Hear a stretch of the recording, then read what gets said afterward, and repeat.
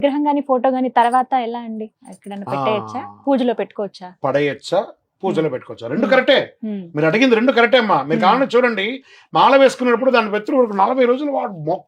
అంటే మొక్కుడు కర్పూర ఆరతి ఆరతి చందనం బొన్న అన్ని పెట్టుకుంటాడు మాల ఇప్పగానే అది వాళ్ళకి ఒక పనికిరాని ఒక వస్తువులాగా తీసుకుపోయి ఆ చెట్టులోను ఆ చేమలోను అలా పడేసి ఆ ఫోటోలు మాలలు బట్టలు అలా పడేస్తాడు పంపా నదిలో బట్టలు వదలకంటారా బాబోయ్ అని బోర్డు రాసి పవిత్రమైన దక్షిణ భారత గంగా నది ఇందులో ఎవరెవరు చేస్తారు నారదాది ఋషులి చట నడచి వెళ్ళినారంట ముక్కోటి దేవతలు స్నానమాడినారంట అక్కడ పోయిన సబ్బు వేసుకుంటా షాంపూ వేసుకుంటా అంటాడు మా గురుస్వామి చెప్పారండి ఒక బట్ట వదిలేడు దరిద్రం అంతకంటే దరిద్రం ఇంకేముంటుంది ఆ పవిత్రమైన పంపా నది ఎలా పుట్టింది ఈ పంపా నది ఆ పంపా నదిలో పడేస్తాడు అక్కడ అయిపోయింది మాల ఇప్పేసి వీడికి మాల విగ్రహం అంతా బరువు